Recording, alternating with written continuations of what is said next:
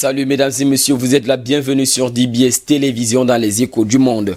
En Chine, pour sa première conversation téléphonique avec son homologue chinois Xi Jinping, le président américain Joe Biden a rappelé le mercredi 10 février 2021 son inquiétude sur la question des droits humains, ceci en s'appuyant sur la situation de Hong Kong et le sort réservé à la minorité musulmane ouïghour.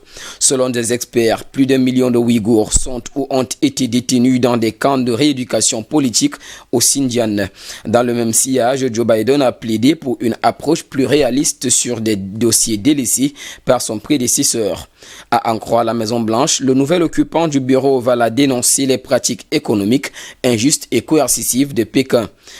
Par ailleurs, soulignant que Joe Biden a soutenu qu'il connaît assez bien Xi Jinping, ceci pour avoir eu de longues heures d'entretien privé avec lui au moment où il occupait le poste de vice-présidence de Barack Obama entre 2009 et 2017.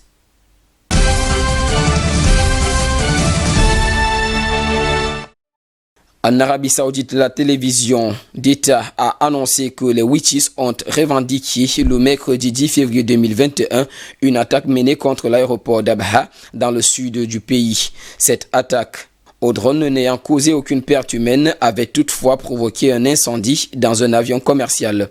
Cet avion de ligne se trouvait lors du drame en stationnement dans cet aéroport qui avait déjà été pris pour cible à plusieurs reprises par les Houthis, soutenus par l'Iran chiite, rival régional de l'Arabie Saoudite sunnite.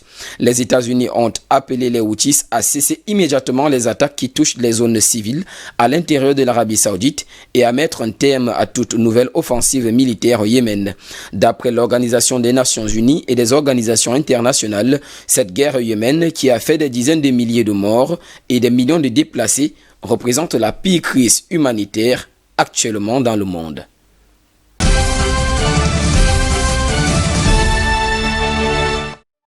Toujours en Arabie Saoudite, après 3 ans de détention, la militante des droits humains, Loujain Al-Hadloul, a été libérée par les autorités saoudiennes. C'est ce qu'ont annoncé des membres de sa famille ce mercredi 10 février 2021. Sur Twitter, Lina, la sœur de cette dernière, a écrit en arabe, je cite, « Loujain est rentrée à la maison après 101 jours passés en prison. » Fin de citation. Loujain Hadloul avait été arrêtée en mai 2018 avec d'autres militantes peu avant la levée de l'interdiction de conduire faite aux Saoudiennes, une réforme pour laquelle ces femmes militaient.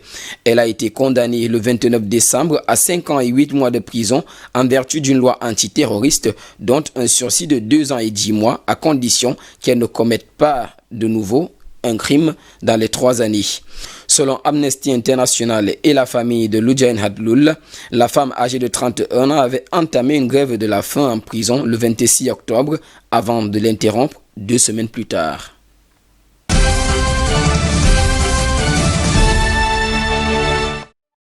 En Birmanie, malgré les sanctions annoncées par les États-Unis contre la junte militaire birmane, les mobilisations continuent dans le pays comme ce jeudi 11 février 2021. Il s'agit ici de la 6e journée consécutive dans les rues en vue de protester contre le coup d'État qui a évincé du pouvoir Aung San Suu Kyi. Les manifestants exigent entre autres la libération des personnes détenues, la fin de la dictature et l'abolition de la Constitution de 2008, très favorable à l'armée. L'armée ici, sanctionnée par Washington, crée le trouble dans tous les esprits. Pour disperser les foules, elle a récemment fait usage de la force par la police qui a fait plusieurs blessés, dont 2 dans un état grave.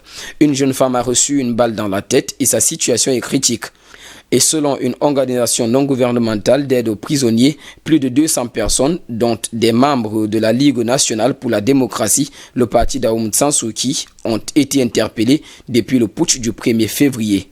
Pour trouver des alternatives face à cette situation qui devient de plus en plus préoccupante, le Conseil des droits de l'homme de l'ONU tiendra ce vendredi 12 février 2021 une session extraordinaire.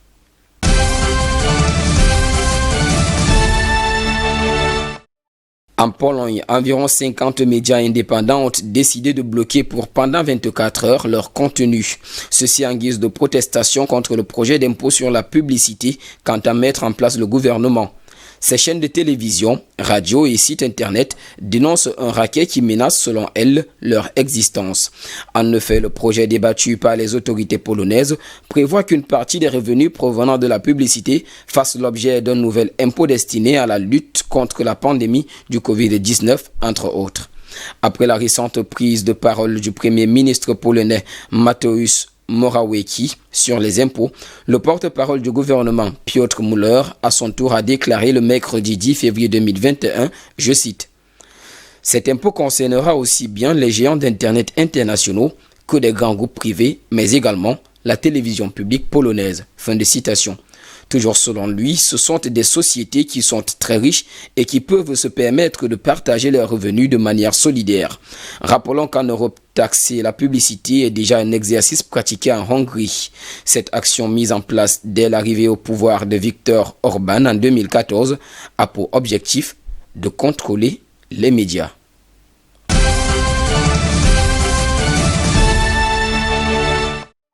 Et pour finir aux États-Unis, lors de la deuxième journée du procès de destitution de Donald Trump tenu le mercredi 10 février 2021, les procureurs démocrates ont diffusé un montage saisissant d'images de sécurité et d'images tournées par les partisans du 45e président américain, ceci en vue d'accentuer la violence inouïe de l'assaut du Capitole. Dans ces images, on peut voir des policiers lynchés par la foule, des assaillants assoiffés de violence et des élus terrifiés.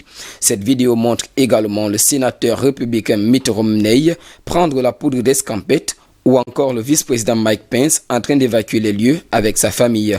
Il s'agit alors ici d'une pièce permettant au procureur démocrate de démontrer la responsabilité de Donald Trump dans l'attaque du Capitole le 6 janvier dernier, car celui-ci accusé d'être l'incitateur en chef de cette insurrection qui a fait état de plus de 5 morts et d'environ 170 blessés, parmi lesquels blessés des agents en charge de la sécurité publique.